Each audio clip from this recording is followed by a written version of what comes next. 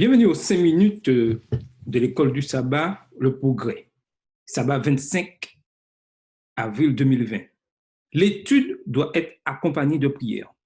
Nous devons utiliser toutes les facultés mentales dans l'étude de l'écriture et aiguiser nos esprits afin de comprendre dans la mesure où cela est possible pour les mortels les choses profondes de Dieu. Cependant, il ne faut pas oublier que le véritable esprit de celui qui apprend, c'est la docilité et la soumission d'un enfant. Les difficultés qui se trouvent dans l'écriture ne peuvent jamais être clarifiées par les mêmes méthodes que celles utilisées pour faire face aux dilemmes philosophiques. Nous ne devons pas nous engager dans l'étude de la Bible dans un esprit de suffisance avec lequel beaucoup pénètrent les domaines de la science, mais plutôt par la prière et la dépendance de Dieu et un désir sincère de connaître sa volonté. Nous devons venir avec un esprit humble et bien disposé pour obtenir la connaissance du grand « Je suis ». Sinon, les mauvais anges aveugleront nos esprits et endurciront notre cœur au point que nous ne serons pas impressionnés par la vérité. Certaines parties des Écritures que les exégètes considèrent comme un mystère ou négligent sans leur accorder d'importance sont remplies de réconfort et d'instruction pour celui qui a appris à l'école du Christ. Une raison pour laquelle de nombreux théologiens n'ont pas une compréhension plus claire de la parole de Dieu, c'est qu'ils ferment leurs yeux sur les vérités qu'ils ne veulent pas pratiquer. La compréhension de la vérité biblique ne dépend pas tellement de la force intellectuelle avec laquelle la recherche a été abordée, mais l'intention sincère et du désir ardent de justice. La Bible ne doit jamais être étudiée sans la prière. Seul le Saint-Esprit peut nous faire sentir l'importance des choses faciles à comprendre ou nous éviter de déformer les vérités difficiles à comprendre. Le rôle des anges célestes est de préparer le cœur à comprendre la parole de Dieu afin que nous soyons fascinés par sa beauté, réprimandés par ses avertissements, encouragés et fortifiés par ses promesses. Nous devons nous approprier la prière du psalmiste. Ouvre mes yeux pour que je contemple les merveilles de ta loi. Psaume 119, verset 18. Souvent, les tentations semblent irrésistibles car du fait de la négligence de la prière et de l'étude biblique, la personne tentée ne peut pas se rappeler rapidement les promesses de Dieu et faire face à Satan avec les armes de l'Écriture.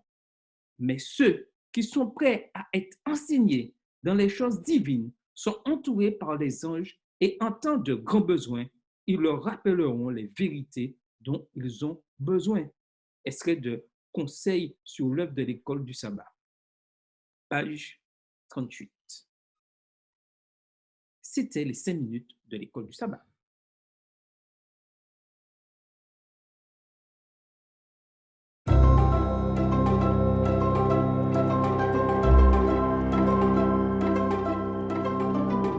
Ce type de projet a été créé par le gouvernement car il veut appliquer à plus grande échelle des opérations de nutrition et parce qu'il y a un grand besoin au Mozambique. À l'heure actuelle, les taux de malnutrition chronique sont vraiment en hausse. Ils sont au-dessus de 40%. Et c'est généralement le cas dans l'ensemble du pays, bien qu'il y ait certains endroits où le taux est beaucoup plus élevé. À Maputo aussi, ils ont découvert qu'il est supérieur à 30%, ce qui inclut aussi des districts comme Bohan.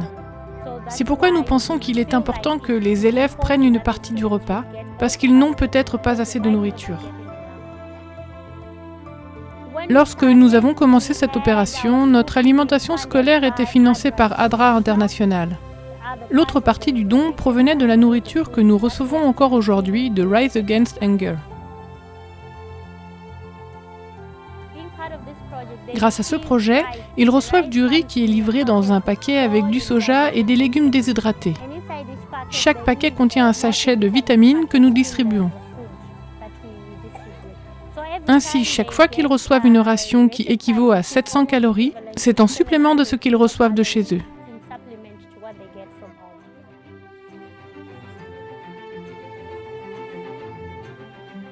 Lorsque nous avons commencé le projet, nous avons fait de l'anthropométrie, ce qui signifie que nous avons mesuré la taille et pesé le poids des élèves et nous les avons analysés.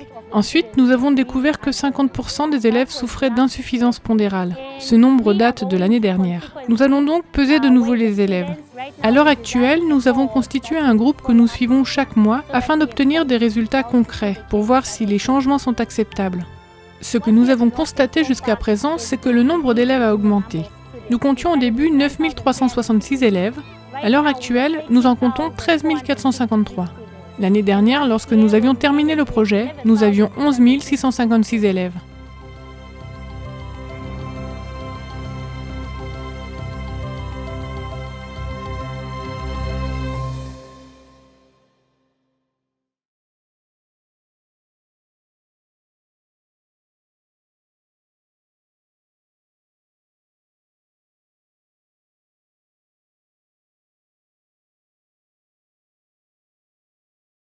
Voilà 10 minutes missionnaires.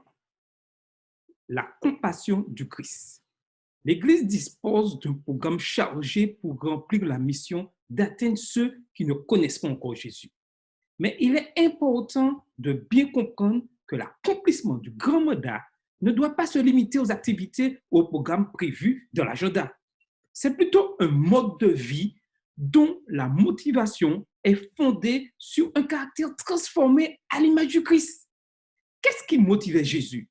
Le Sauveur ressentait un amour profond pour chaque individu.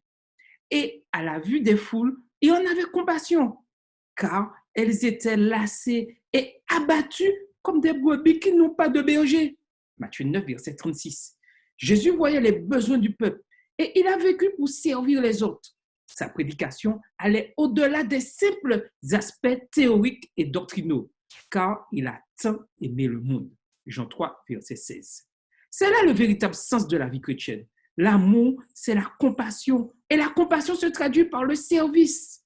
Le frère Jérémias Mintelin, qui a servi le Seigneur toute sa vie, a toujours bien compris cela. Il a commencé à travailler en duo missionnaire avec son père à l'âge de 6 ans. La méthode était simple. Il invitait ses amis à l'église. Ainsi, ces derniers se faisaient accompagner par leurs parents. Là, il s'occupait des enfants et son père se chargeait des adultes. Quand il a grandi, il s'est installé à Playa del Carmen. Il a décidé de commencer un ministère particulier, mais digne d'éloge en faveur des marginalisés de la société, c'est-à-dire des personnes démunies et dépendantes de l'alcool et des drogues. Chaque jour, Mitteline sort à leur recherche pour leur montrer l'amour de Jésus en leur offrant de la nourriture et des vêtements. Grâce à un véhicule qu'il a acheté pour faire des déménagements, il leur offre un toit pour dormir. Son œuvre a conduit beaucoup de gens à connaître Jésus. Une partie de son œuvre a été renforcée par l'ouverture d'une soupe populaire qui a élargi la portée de l'aide à des centaines de personnes dans le besoin. À la suite de cette œuvre, l'année dernière, il a réussi à conduire 25 personnes au pied de Jésus. Et ce premier trimestre de l'année, il a déjà amené 11 personnes à Christ à travers le baptême. Il nous dit, je me consacre à l'œuvre missionnaire et pendant le reste de mon temps, je travaille dans un camion de déménagement. En d'autres termes, pour lui, l'œuvre missionnaire est un mode de vie. Il vit l'œuvre missionnaire. Comment vivez-vous? Que voyez-vous chez les autres?